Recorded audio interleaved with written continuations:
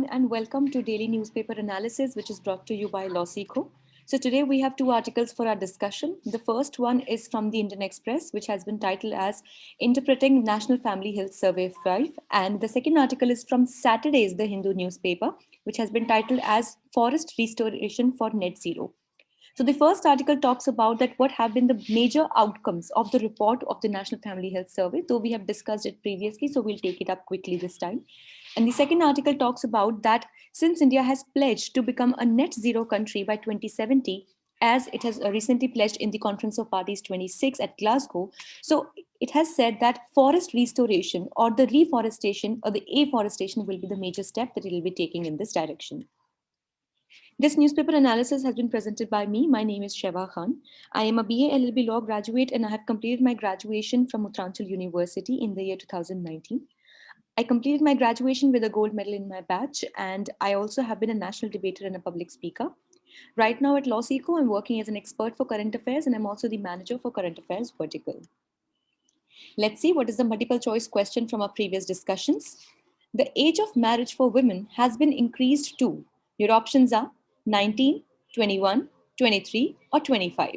If you know the answer, you can put it down in the comment section below. This is the descriptive question for the day. Discuss some steps that India can take to achieve the net zero target by 2070 as pledged in the Conference of Parties 26. So let's see the first article, and we'll be covering it up really quickly because it is we have discussed it several times before, and we have mostly covered all the tenets of the report, which was for the National Family Health Survey 5. So as we know that recently this data was put out in the public forum, and the National Family Health Survey 5 has significantly showed that the fertility rate of India has been gradually decreasing. Now, when we talk about the fertility rate, it simply means that how many children on an average a fertile woman would have in her lifetime. So that basically generally is considered to be as the total fertility rate. The survey has pointed out that this fertility rate is gradually decreasing, and the number of children a woman bears in her lifetime has decreased from 2.2 to 2.0, and wherein the ideal total fertility rate that we need to achieve is 2.1.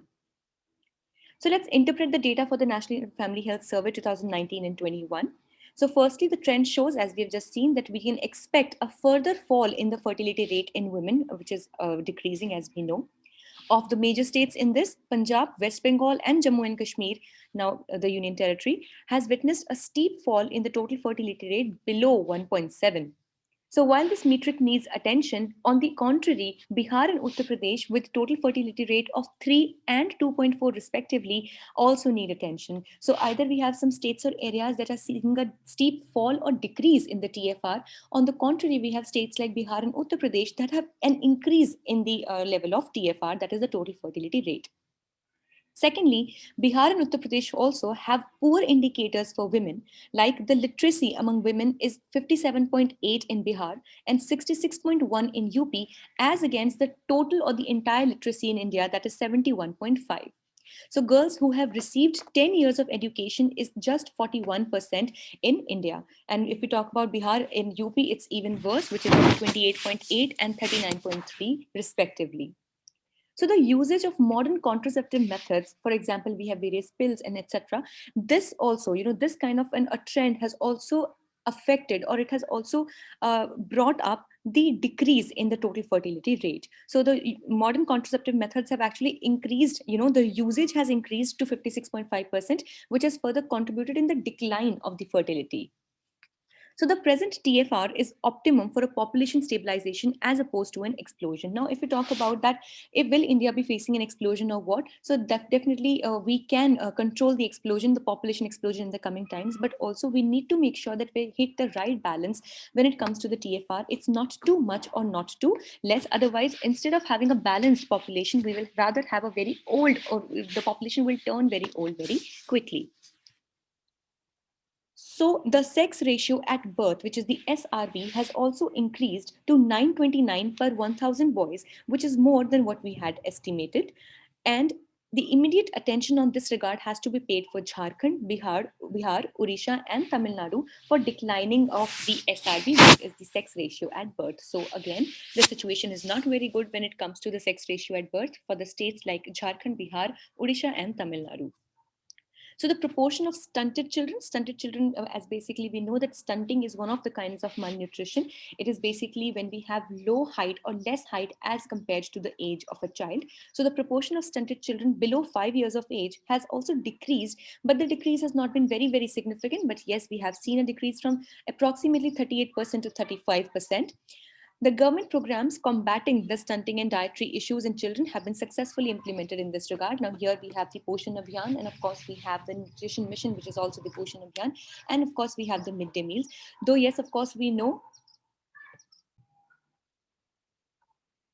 the pandemic of COVID-19 has definitely affected the implementation or the proper service delivery of the schemes like midday meals, but yet we are on the right track. Then we have two major issues indicated by the NFHS, which is firstly is the obesity. Nearly 25% of all men and women in the country are overweight. And the second is usage of tobacco. 38% of all men use some or the other kind of tobacco product. So here are some learnings that we can definitely pick up from this survey. Firstly, that Bihar and UP need to strengthen family planning, maternal and child healthcare, as well as they have to reduce their total fertility rate. The sex ratio at birth needs to be improved at this rate for better results for various states that we just learned about. Active involvement is required in children nutrition departments for better policy implementation. And finally, problems like obesity and tobacco consumption need to be addressed, and they need to be tackled sooner to avoid health complications in the senior population. With this, let's move to our next and the second article for the day, which talks about the resort to reforest or the afforestation for net zero system. So as we know that India recently participated in the Conference of Parties 26 summit, which was there recently held in Glasgow. And India also pledged to reach a net zero target by 2070. I really hope that by now you understand what's the basic general meaning of reaching the net zero target. But just as an overview, it simply means that here it will be a neutral country, a carbon neutral country, which means that the amount of carbon or the carbon emission which will be done by a country will be exactly equal to the amount of the carbon which will be absorbed back by the same country. Now, this absorption can be done through various purifying methods, forests, etc. So here, India, has taken afforestation as the main means to reach this target of net zero. So the significance of forests were highlighted in the reports of the UNFCCC, which is the United Nations Framework Convention on Climate Change. And in a study by GRISCOM in 2017, it was said that the land-based sinks. Now, the land-based sinks means those sinks or those areas that can work as a sink or the absorption unit for the carbon, which are situated on the land. So here, definitely, forests play a very important role over here. So they can reduce approximately 37% of the total emissions. However, India faces issues with its forests in two major fronts. Firstly, is of the forest degradation. So at one place where we are not able to promote the afforestation in the right manner, on the other, we are facing the problem of forest degradation and the desertification. So when we talk about the forest degradation, India increased a forest cover of 15,000 square kilometers in the last 6 years. It was according to the India Forest Survey of India report. But still, we need to do a lot. But over a period of time, we have had to face the forest degradation. Then the terms of engagement, wherein we are, it has become a challenge for us as a government or as authority to engage the people, the local communities in the entire system of conservation of the forest.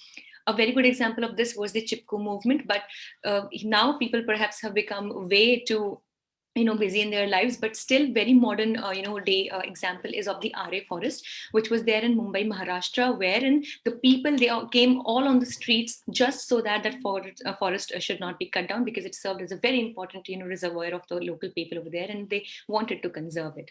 So ever since 1990, India has been trying to include the local communities in its effort to preserve the forest. And to further this system, forest development agencies were made, and they went on to implement projects like by the World Bank, European Union, and the similar ones.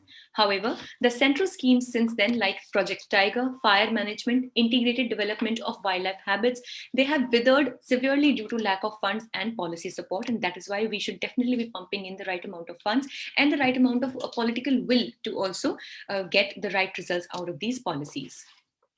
So, in order to combat these, the center and the state could follow the Telangana example, where they empowered the local bodies to implement forestry policies.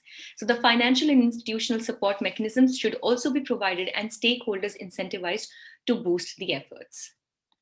So that was all for the day. We hope it was a good session for you all. Thank you so much for staying tuned with LawSikho. If you wish to download the PDF of today's slides, you can join our Telegram channel.